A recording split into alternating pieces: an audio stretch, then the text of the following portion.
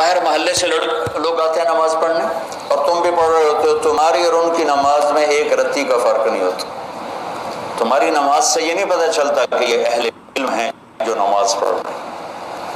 تمہاری نماز اور ایک دکاندار کی نماز ایک جیسی، باہر چائے بیچنے والے کی نماز اور تمہارے مشکات شریف پڑھنے والوں کی نماز ایک جیسی. اقاموا الصلاۃ جعلت قرۃ عینی فی الصلاۃ، میری آنکھوں کی ٹھنڈک نماز. قرۃ عینی عربی محاورہ ہے، اردو محاورہ نہیں ہے، یہ عربی محاورہ ہے، وہاں سے اردو میں آیا ہے کہ ریت کے طوفان میں جب آنکھوں میں گرم ریت پڑتی تھی اور اونٹ تو آنکھیں بند کر لیتا تھا لیکن چلانے والا تو آنکھیں بند نہیں کر سکتا، اسے تو راستہ دیکھنا ہے، تو وہ گرم ریت اس کی آنکھوں کو جلا دیتی تھی. تو چلتے چلتے چلتے چلتے جب اسے کوئی اونٹ نظر آتی، کوئی پہاڑی نظر آتی، کوئی کھو نظر آتی، کوئی چٹان نظر آتی، وہ اونٹنوں کو بٹھا کے بھاگ کے اس کے نیچے چھپتا اور جلدی سے مشکیزہ نکال کے پانی لے کر اپنی آنکھوں میں ڈالتا اور تھوڑی سی جب ٹھنڈک ہوتی تو کہتا شکر ہے آنکھیں ٹھنڈی ہو گئیں. اس بدو سے سمجھو کہ نماز کی ٹھنڈک میرا نبی کیا کہہ رہا. ہم کیا سکتے، ہم نے تو اے سی والی مسجد میں نماز پڑھنی، ہمیں کیا خبر کہ آنکھوں کی، میری آنکھوں کی ٹھنڈک نماز. ہمارے تو ٹھا ٹھا ٹھا ٹھا ٹھا چل رہے. اقاموا الصلاۃ نماز. ارحنا بہا یا بلال، بلال مجھے راحت پہنچا، اذان دے نماز پڑھیں، راحت پہنچا. مولانا سعید خان صاحب رحمۃ اللہ علیہ سے کئی دفعہ سنا کہ مولانا الیاس صاحب رحمۃ اللہ علیہ کے ساتھ سفر میں چل چل چل، میوات پہاڑی علاقہ ہے، ہماری ٹانگوں میں سلاخیں پڑ جاتی ہیں اور ہم تھک کے چور ہو جاتے، اور جب ہم مسجد پہنچتے تو جاتے ہی گر کے سو جاتے اور مولانا الیاس صاحب وضو کر کے نماز میں کھڑے ہو جاتے اور فرماتے تم سو کے آرام لیتے ہو، میں نماز پڑھ کے آرام لیتا ہوں.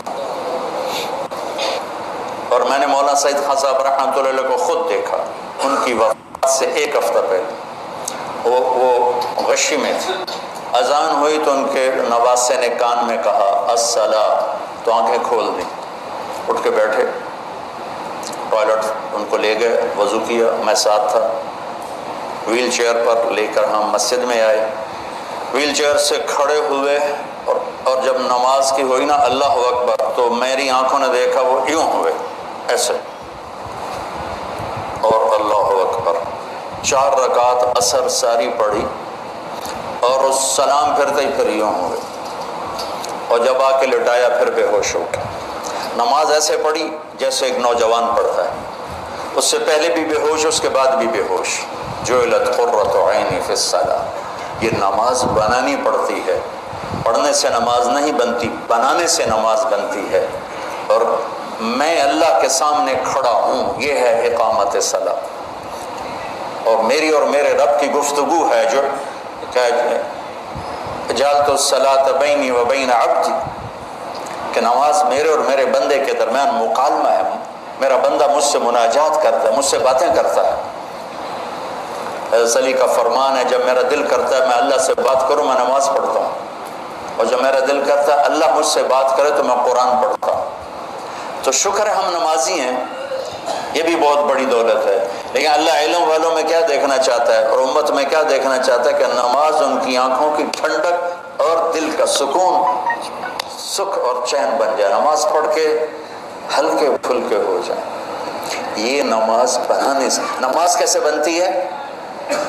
پہلے باہر محنت کرنی پڑتی ہے، وہ کیا؟ آنکھ غلط نہ دیکھے. نماز بنانی ہے تو اس پر پردہ، اس پر پہرا بٹھاؤ، اور کانوں پہ پہرا بٹھاؤ، اور زبان پہ پہرا بٹھاؤ. زبان غلط نہ بولے کہ غلط بول دماغ کو منتشر کر دیتا ہے. آنکھ غلط نہ دیکھے، غلط نظر دماغ کو منتشر کر دیتی ہے. کان غلط نہ سنیں، غلط بول دماغ کو منتشر کر دیتے ہیں. جب تینوں چیزیں آزاد ہوں گی اور اللہ اکبر کہے گا، جسم یہاں ہوگا اور روح پتہ نہیں کتنے تک کھاندی ہوگی. اور جب ان تینوں پر پہرا بٹھا دے گا تو جب اللہ اکبر کہے گا تو جسم بھی ہوگا، روح بھی ہوگی. اقاموا الصلاۃ. وَأَنفَقُوا مِمَّا رَزَقْنَاهُمْ سِرًّا وَعَلَانِيَةً، اور جو کھل کے خرچ کرتے ہیں، چھپ کے خرچ کرتے ہیں جو ہم نے انہیں دیا ہے۔